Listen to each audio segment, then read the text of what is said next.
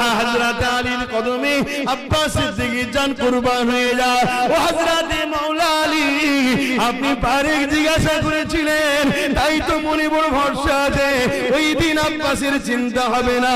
কেন দুনিয়ায় চোখ খুললে দরবারে এসো নবী নবী করি, মাহফিলে যেও নবী নবী করি।